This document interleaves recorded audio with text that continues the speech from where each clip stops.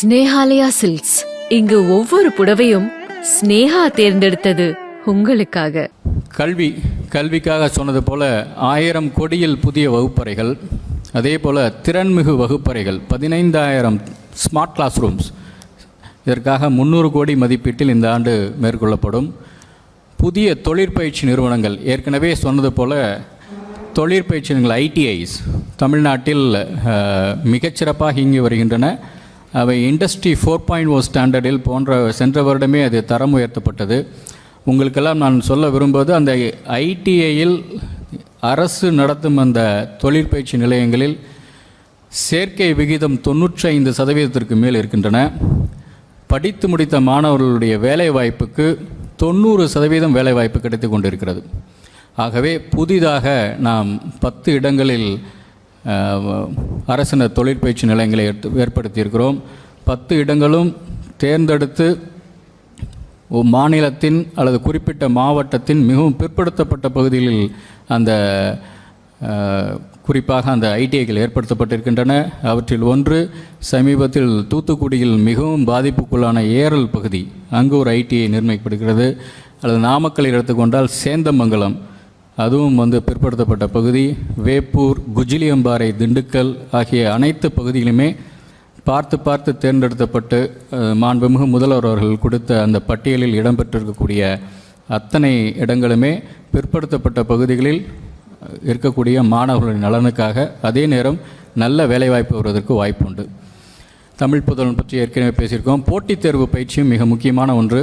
சென்ற முறை நாம் நிதிநிலை அறிக்கையில் அறிவித்தது போல ஐஏஎஸ், ஐபிஎஸ் போன்ற யூபிஎஸ்சி தேர்வுகளில் தமிழ்நாட்டிலிருந்து தேர்வாகக்கூடிய மாணவர்களுடைய எண்ணிக்கை சற்று குறைவாக இருப்பதால் அவர்களுக்கு பயிற்சி அளிக்கும் நோக்கில் மாதம் 7,500 ரூபாய் தேர்ந்தெடுக்கப்பட்ட 1000 மாணவர்களுக்கு நாம் கொடுப்பதற்காக சொல்லியிருந்தோம்.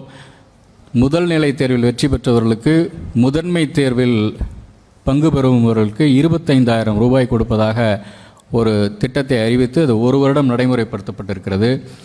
இன்னொரு மிக முக்கியமான ஒரு கவலையை நாம் அனைவரும் பகிர்ந்து கொண்டிருக்கிறோம்.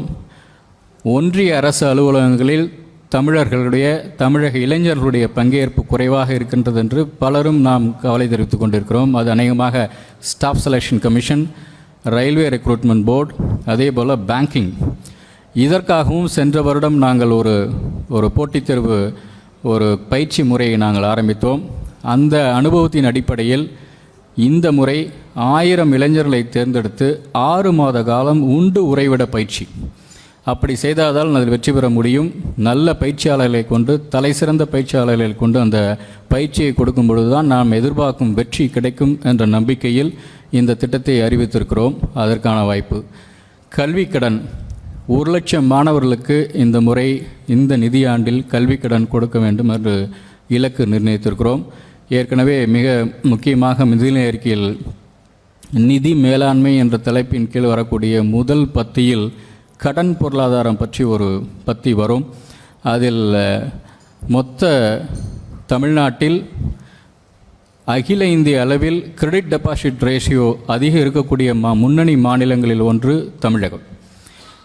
டெபாசிட் 100 ரூபாயாக இருந்தால் கொடுக்கக்கூடிய கடன் 106 அல்லது 110 ரூபாயாக இருக்கும். தமிழ்நாட்டை பொறுத்தவரையில் இந்திய மாநிலங்களுள் நாம் 3 அல்லது 4 மாநிலங்களுக்குள் ஒன்றாக வருவோம். சிடி ரேஷியோ அதிகமாக இருக்கிறது மட்டும் முக்கியமல்ல, முன்னுரிமை துறைகளுக்கு அந்த கடன் போய் சேர வேண்டும். வேளாண் குடிமக்கள், அதே போல் சிறு குறு நடுத்தர நிறுவனங்களுக்கு தேவையான கடன்களை வழங்க வேண்டியது. கல்வி கடன், இது போன்ற முன்னுரிமை துறைகளுக்கு கடன் வழங்குவதற்கு இந்த வருடம் நாம் நம் வங்கிகள் மூலம் கடன் கொடுப்பதற்காக நிர்ணயிக்கப்பட்டிருக்கும் அளவு 8 லட்சம் கோடி ரூபாய். இது சென்ற ஆண்டை விட 14% அதிகம். இதை நிறைவேற்ற முடியும் என்று நம்புகிறோம். ஏனெனில் 12 மாத காலம் ஏப்ரல் மாதத்திலிருந்து நமக்கு இருக்கிறது அடுத்த வருடம்.